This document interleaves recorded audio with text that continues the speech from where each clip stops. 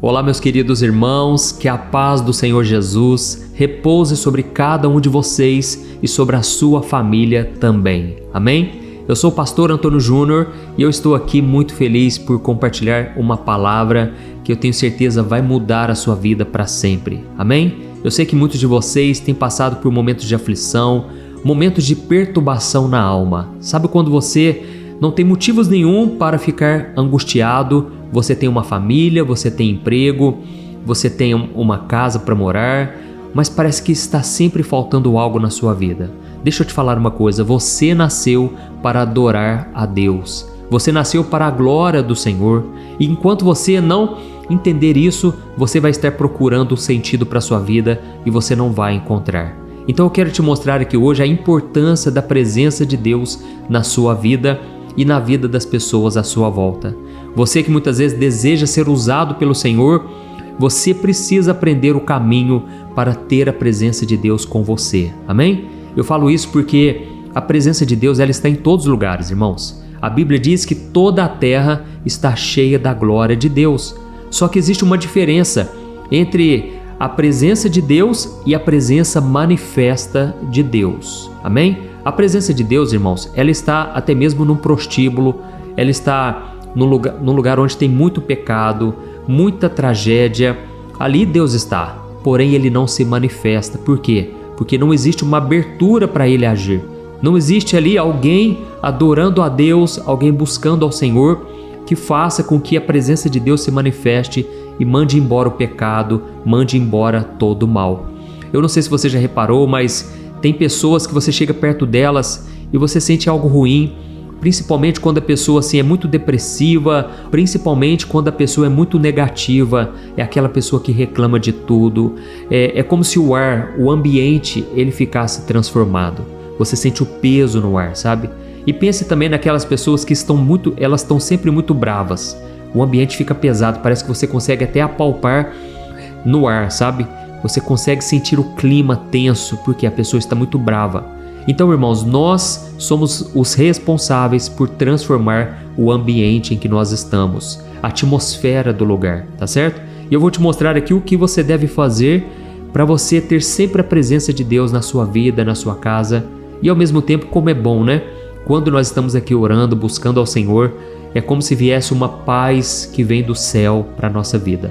Então você tem que entender que as emoções, elas criam a atmosfera. E eu vou te mostrar aqui um exemplo disso na vida de Davi.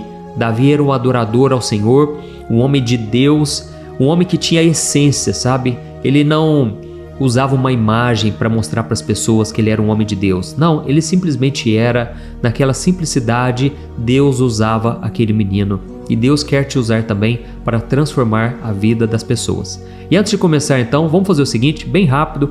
Clica no botão inscrever-se, do lado vai aparecer um sininho. É muito importante que você clique no sininho e selecione a opção todas, tá certo? Confere aí no seu celular se você já fez isso, porque aí vai fazer com que o YouTube divulgue o próximo vídeo aí no seu celular, tá bom? E eu peço também que se você gostar, clique no joinha, isso ajuda o YouTube a entender que esse conteúdo é para toda a família e ele vai querer mostrar para mais pessoas. Glória a Deus. Irmãos, eu quero ler com vocês 1 Samuel, o capítulo 16, o versículo 23. Eu vou ler somente esse versículo, olha o que está escrito. Sempre que o espírito maligno mandado por Deus se apoderava de Saul, Davi apanhava sua harpa e tocava. Então Saul sentia alívio e melhorava, e o espírito maligno o deixava. Olha que interessante, irmãos, aqui está dizendo que Deus, ele permitia, ele enviava um espírito maligno para atormentar Saul. Tudo porque, irmãos, o mundo espiritual é regido por leis, por legalidades, entendeu? Tudo nessa terra é assim também. Se você pular de um penhasco, você vai morrer lá embaixo, porque existe a lei da gravidade. Existe também a lei dos homens, né? A lei de trânsito. Você não pode matar alguém, você vai preso. E assim também acontece no mundo espiritual. E o problema é que Saul, apesar de ser o rei de Israel, ele não obedecia ao Senhor. Ele não tinha um coração que andava na palavra de Deus. E a Bíblia diz em Eclesiastes capítulo 10, o versículo 8 e o 9, que se você romper um muro, se você pular um muro, uma serpente o picará. Ou seja, irmãos, quando nós saímos da proteção de Deus, quando nós saímos fora da palavra do Senhor, o diabo já está ali nos esperando para nos picar, entendeu? A nossa maior proteção, principalmente contra espíritos malignos, é a obediência à palavra de Deus. Tem pessoas que oram muito, irmãos, mas elas vivem perturbadas. Por quê? Elas dão brechas para o inimigo. Elas estão sempre saindo fora do muro da proteção de Deus. Então você tem que entender que Deus, Ele nos coloca em volta de um muro. E a Bíblia diz que, na verdade, isso é para o nosso bem. Quando você olha para Adão e Eva, você percebe que Deus deu para eles um jardim imenso, maravilhoso, com muitas delícias. Afinal de contas, Jardim do Éden significa Jardim das Delícias. Deus, irmãos, é bom, Deus nos ama. Porém, o Senhor deseja que nós o amemos e o obedeçamos com naturalidade, sabe? Sem forçar, sem ser por obrigação. Mas Deus nos dá o livre-arbítrio. E Ele falou, olha, de todas as árvores vocês podem comer, mas somente de uma árvore, a árvore do conhecimento do bem e do mal, essa vocês não podem comer, porque senão vocês irão morrer. Então, enquanto aquele casal caminhava com o Senhor, Deus vinha visitá-los todos os dias. Eles tinham comunhão, uma perfeita comunhão com o Senhor. Era maravilhoso. Porém, quando Eva comeu do fruto proibido, Adão comeu também. Naquele momento, eles se sentiram o quê? Desprotegidos. E a Bíblia nos mostra claramente o que seria essa desproteção. É porque eles perderam a glória de Deus. A Bíblia diz no livro de Romanos que todos nós pecamos a partir de Adão e Eva e nós fomos separados da glória de Deus. A Bíblia diz, irmãos, no Salmo de número 8, que Deus nos coroou com glória, com honra, porém o pecado tirou isso de nós. Então eles se esconderam com folhas de figueira. Naquele momento eles sentiram vergonha, sendo que antes eles não tinham esse sentimento. Eles achavam normal andar nus, era um sentimento de transparência, não havia o pecado, a maldade. Mas naquele momento eles se sentiram assim desprotegidos e Deus então sacrificou um animal e cobriu eles, mostrando que a solução para o nosso pecado não parte de nós. Não é através da religião, até mesmo porque a religião significa no latim religar-se. E quando você olha para o Evangelho, você percebe que é exatamente o contrário. É Deus que está se conectando conosco novamente. Nós já estávamos mortos nos nossos pecados, mas Deus veio ao nosso encontro através de Jesus Cristo, que morreu para nos salvar. Ele é o Cordeiro que se sacrificou por nós, porque a Bíblia diz que o salário do pecado é a morte. E por isso, para que nós não venhamos a morrer, alguma coisa tem que morrer no nosso lugar. E então, antigamente, era o sacrifício de animais, mas hoje é Jesus, o Cordeiro de Deus, que já tirou o pecado do mundo. Amém? Nós só precisamos o quê? Abrir o coração para o Senhor, e quando nós entregamos a vida para Jesus, nós nos tornamos adoradores. Nós passamos a adorar somente a Deus. Amém? O problema, irmãos, é que Deus continua nos dando o livre-arbítrio. Deus não vai agora nos forçar a sermos pessoas santas, consagradas. Não. Ele vai nos dar o poder de escolha, porque Ele nos ama e Ele quer ser amado por livre e espontânea vontade. Amém? E nós vemos aqui no exemplo de Saul que ele não amava a Deus de verdade, porque quem ama obedece, entendeu? E então o que acontecia? Ele sentia muitas aflições. É como se viesse uma tormenta, uma opressão maligna sobre ele, e o espírito maligno tomava conta da vida dele. E aí então ele chamava Davi, porque Davi era um adorador de verdade. Ele não usava máscaras, era um homem que tinha falhas também, assim como nós, mas era um homem segundo o coração de Deus, porque o coração dele era quebrantado. E a Bíblia diz que Deus não resiste a um coração quebrantado, um coração arrependido. E naquele momento, quando Davi tocava sua harpa, a Bíblia diz que Saul sentiu o alívio e melhorava, e o espírito maligno o deixava. Olha que interessante, irmãos, quando Davi começava a tocar a sua harpa, a presença de Deus enchia aquele ambiente e a atmosfera do lugar mudava completamente. E assim também Deus deseja fazer na sua vida. Você que muitas vezes vive esses altos e baixos, eu sei que nós passamos realmente por problemas, por dificuldades, mas irmãos, isso muitas vezes revela que você precisa buscar mais a Deus. Você precisa se consagrar mais ao Senhor, parar de ficar se refugiando no pecado. Tem pessoas que assim começam a melhorar um pouquinho a vida, a pessoa já não busca mais a Deus, ela já parte para o pecado, ela já começa a se desviar o coração. Então, tenha o temor de Deus a partir de hoje, e eu creio que o Espírito Santo ele vai começar a mudar o seu caráter, a sua vida, e você vai ser um adorador de verdade. Amém? Então nós vemos isso acontecendo em vários momentos da Bíblia. Por exemplo, lá em Atos capítulo 16, a Bíblia mostra que Paulo e Silas estavam na prisão, eles estavam acorrentados, eles tinham sido chicoteados.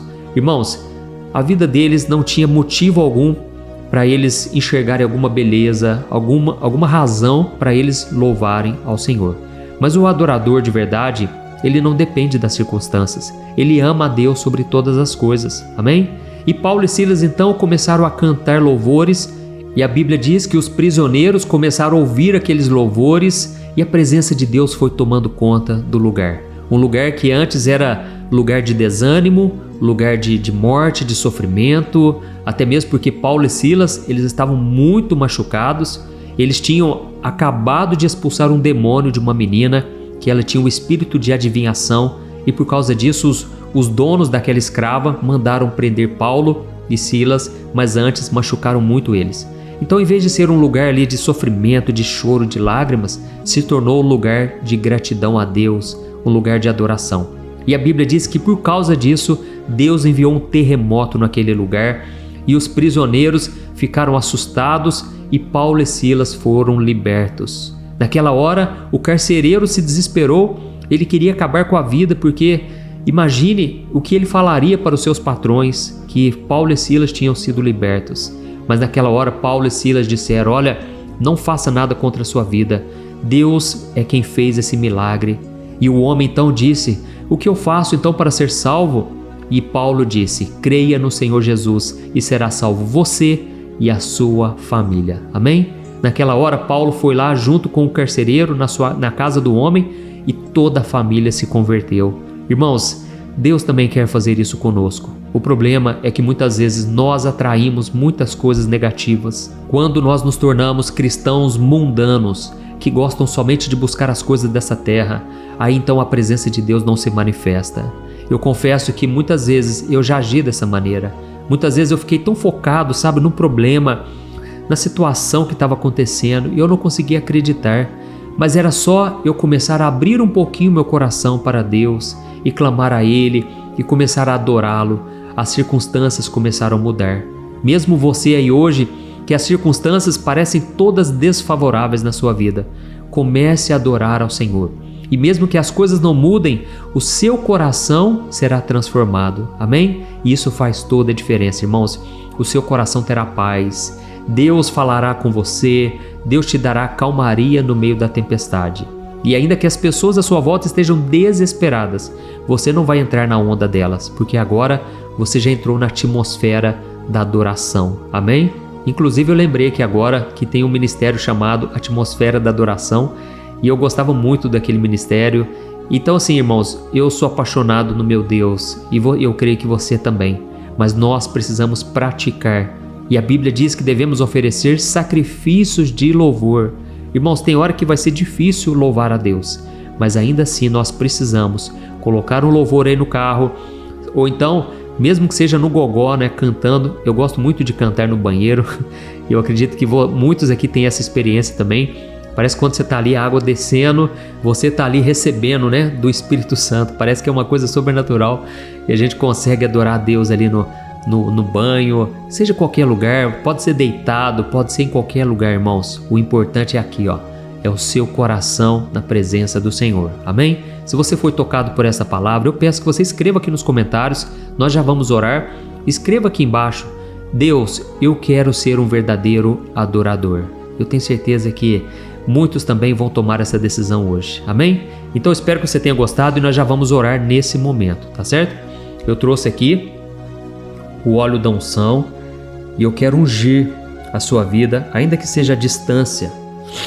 Eu quero que o Espírito Santo ele faça uma obra linda na sua vida, de libertação. Se houver espíritos malignos atormentando a sua vida, eles vão ser mandados embora agora, pelo poder do nome de Jesus. Amém? Não tem nada mais poderoso neste mundo do que o nome de Jesus. Ele está acima das doenças, O nome dele está acima de qualquer enfermidade, de qualquer espírito maligno e qualquer que seja o seu problema. Creia na intervenção de Deus na sua vida. Amém? Vamos orar? Se você puder, feche os seus olhos e eu quero orar por você agora. Glória a Deus. Senhor, meu Deus e meu Pai, eu te agradeço por esta mensagem abençoada. Oh, meu Deus, como é bom buscar a Tua face, a Tua presença.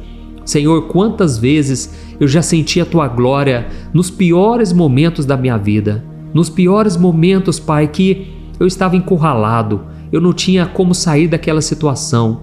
Mas Deus, foi só eu clamar ao Senhor. Foi só eu abrir a minha boca e começar a cantar louvores e começar a Te adorar e Te agradecer. E o Senhor veio ao meu encontro.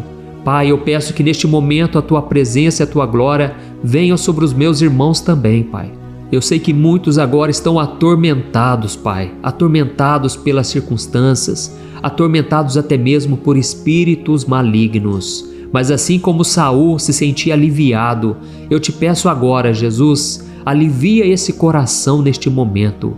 Eu repreendo todo espírito maligno que tem atormentado, afligido essa alma. Satanás, bate em retirada em nome de Jesus. Senhor meu Deus, eu te peço agora, coloca um muro de proteção, que essa pessoa agora se sinta protegida pela Tua palavra e pelo Teu Espírito Santo. E a Tua palavra diz que aonde o Espírito do Senhor está, ali a liberdade. Ó Jesus, nós não aceitamos nenhuma cadeia espiritual, nenhuma prisão na alma. Senhor, tem pessoas aqui que estão com dificuldade de perdoar. Elas estão acorrentadas, Pai, porque enquanto não perdoarem, o Senhor não as perdoará. Pai, tem misericórdia, Senhor. Nos ajude a nos libertar desse mal. Oh, meu Deus, nós abençoamos aqueles que nos maldizem. Nós oramos pelos nossos inimigos e Te pedimos, tem misericórdia, Senhor. Não deixe, meu Pai, que eles sejam condenados ao inferno. Liberta eles, Jesus, dessa escravidão do pecado. Eles fazem dessa maneira porque eles estão cegos espiritualmente, mas eles não têm noção do que eles estão fazendo contra nós. Pai, da mesma forma, nós não vamos retrucar, não vamos devolver na mesma moeda, mas nós abençoamos essas pessoas, porque nós queremos ser livres de verdade. Nós queremos estar libertos, Pai, de toda acusação do inimigo, de toda brecha que nós já temos dado para ele. Hoje nós fechamos essa brecha em nome de Jesus. Pai, eu sinto aqui que tem pessoas que estão acorrentadas nos relacionamentos, pessoas que beijam qualquer um, pessoas que se deitam com qualquer pessoa. Elas não têm noção do que elas estão atraindo para si mesmas. Oh, meu Deus, tem misericórdia. Santifica, Pai, a nossa mente e o nosso coração, mas também o nosso corpo, porque o nosso corpo é templo do Espírito Santo. E a Tua palavra diz que o Senhor não nos chamou para a prostituição, para a imundícia. O Senhor nos chamou para a santificação.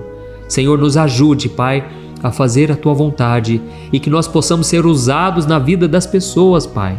Quantos agora estão precisando que essa presença alivie o coração delas?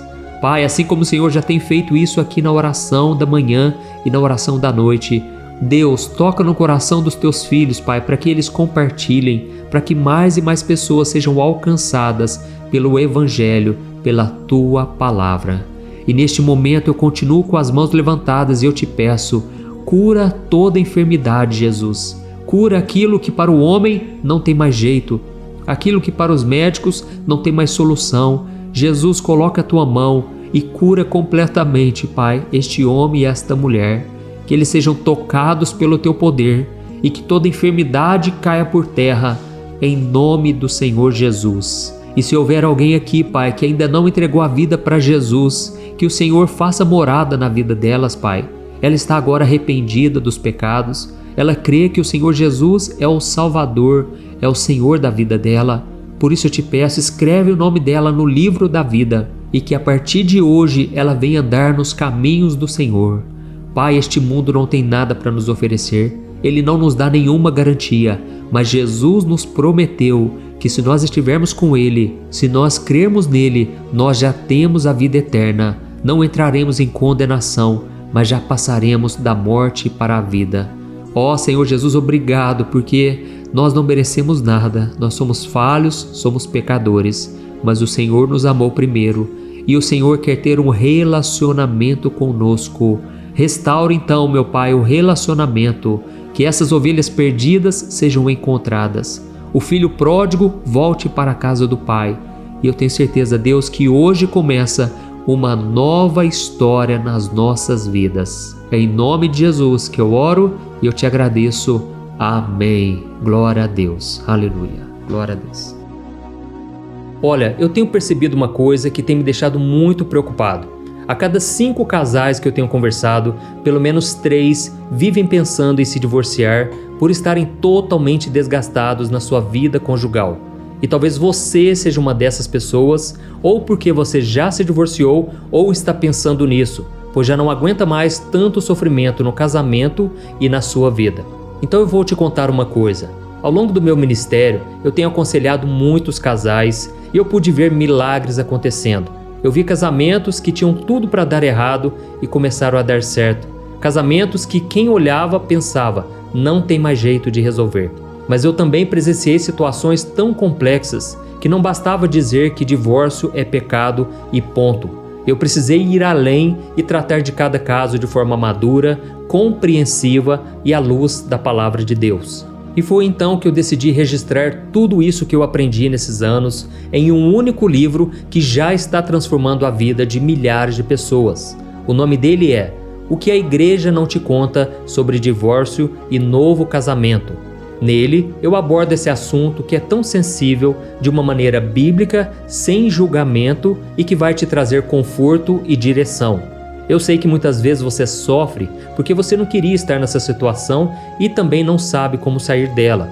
Além disso, você ainda tem que lidar com o medo de estar fazendo a escolha errada todos os dias. E eu quero te falar uma coisa, você não precisa mais viver cheia de culpa e medo. Chegou a hora de você se livrar desse sentimento de confusão, de infelicidade. Chegou a hora de você acreditar que Deus te ama, Ele não esqueceu de você e Ele tem um plano abençoado para a sua vida. Todos os dias as pessoas me perguntam, pastor, até que ponto eu devo lutar pelo meu casamento? O que será que Deus vai pensar se eu me divorciar? Se eu me casar novamente, será que Deus vai me abençoar ou eu nunca mais poderei ser feliz com alguém? Por isso, além de responder essas e outras dúvidas de acordo com a palavra de Deus, eu conto no meu livro algumas situações reais vividas nos relacionamentos para que você se identifique e eu também mostro qual é a melhor decisão que você deve tomar, tá bom? Eu tenho certeza que esse livro vai ser um divisor de águas na sua vida. E para que você tenha acesso a esse conteúdo agora mesmo e comece já a mudar de vida, eu estou disponibilizando o livro no formato digital para você ler onde você estiver, no seu celular ou no seu computador. E tudo isso por um valor acessível e assim também você estará contribuindo para que o nosso ministério alcance ainda mais pessoas com a mensagem do Evangelho. É só você clicar no link que está bem aqui abaixo do vídeo, na descrição ou no primeiro comentário. É muito rápido, seguro e você vai receber na mesma hora o livro digital no seu e-mail, tá bom? Então clique agora no link que está aqui abaixo do vídeo e eu desejo toda sorte de bênçãos na sua vida. Um grande abraço, que Deus te abençoe.